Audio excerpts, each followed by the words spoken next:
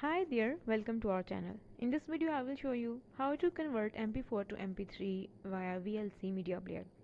So for this I have this video here. Right click on it and open with VLC Media Player.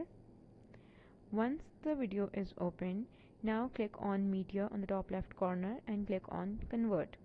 Now click on disk and there we have audio option. Click on audio. Now click on convert and save.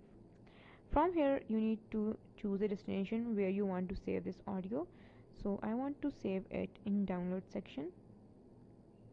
Click on save. Name the file. Click on save.